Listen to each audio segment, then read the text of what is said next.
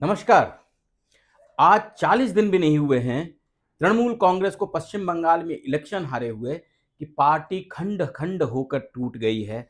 विधायक, सांसद, सभी पार्षद सब भाग रहे हैं और कोई बीजेपी के दामन में जा रहा है, कोई अलग पार्टी बनाने की कोशिश कर रहा है और तृणमूल स्वयं भी उसका वजूद रहेगा कि नहीं रहेगा, लोगों ममता बनर्जी के साथ रहेगा कि सब कुछ समूल नष्ट हो जाएगा कि कांग्रेस में विलय हो जाएगा, कुछ पता नहीं चल रहा है। इसकी कई वजहें लोग बता रहे हैं, परंतु मैं आपको बताता हूं इस छोटे से वीडियो में, अंत तक देखिएगा कि पार्टी का यह जो सत्यानाश हुआ इसकी दो वजह हैं।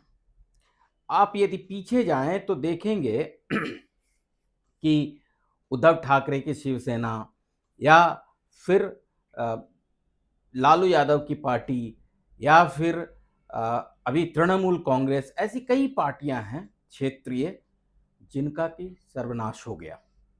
और यदि देखें तो कांग्रेस भी काफी हद तक टूट चुकी है, कमजोर हो चुकी है। देखिए, कोई भी पार्टी हो, कोई भी संस्था हो, उसकी एक आइडियोलॉजी होती है और उसका कोई कैडर होता है। यदि वह राजनीतिक दल है तभी वह दूर तक चलते हैं। और भारत में सिर्फ दो राजनीतिक पार्टियां हैं जो कि मेरी समझ से दूर तक चलेंगी, क्योंकि इनका अपना कैडर का बेस है। एक है भारतीय जनता पार्टी और दूसरी है कम्युनिस्ट पार्टी।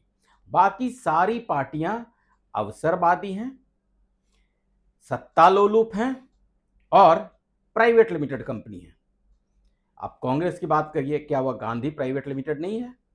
आरजेडी, क्या वह लालू यादव प्राइवेट लिमिटेड नहीं है? वही हाल समाजवादी का, बसपा का या बहुत सारी पार्टियों का। तृणमूल कांग्रेस भी ऐसी ही एक पार्टी थी। तो जब तृणमूल कांग्रेस की कोई आइडियोलॉजी नहीं थी तो उसके साथ वही लोग चिपके हुए थे, ममता दीदी की जय जयकार कर रहे थे, अभिषेक बनर्जी की बदतमीजी सह रहे थे, जिनको की अवसरवादिता में लाभ उठाना था ममता दीदी से। चाहे वो शत्रुघ्न सिन्हा हो, चाहे वो कीर्ति आजाद हो, चाहे वो कोई भी हो, तो ये सारे लोग सत्ता लोलुप हैं, ये सारे लोग अवसरवादी हैं।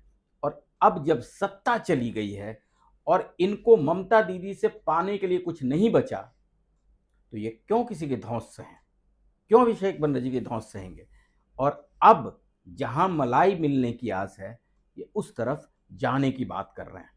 अब प्रश्न यह है कि उधर उस खेमे में इनको कितना, किस रूप में, किन परिस्थितियों में स्वीकारा जाएगा।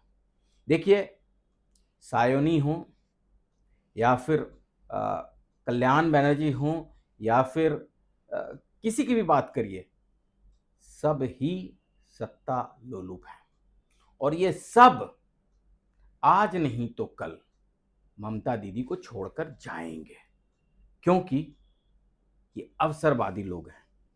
भाजपा 2 सीट से 300 पार तक गई और 25 वर्ष से शासन नहीं पा रहे हैं अधिकतर जगहों में कम्युनिस्ट, फिर भी पार्टी बनी हुई है।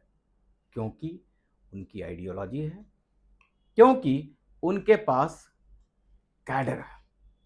तो ममता दीदी ने पार्टी नहीं कभी बनाई, सरकार बनाई और सरकार गई तो पार्टी गई। इसीलिए किसी भी संस्था में विजन होना जरूरी है, मिशन होना जरूरी है, कार्यकर्ता होना जरूरी है, एम्प्लॉयज नहीं चाहिए, कम से कम राजनीतिक पार्टियों में। तो ममता दी पार्टी तो निश्चित रूप से बचा नहीं पाएंगी, क्योंकि उनका कोई कैडर नहीं है। नमस्कार।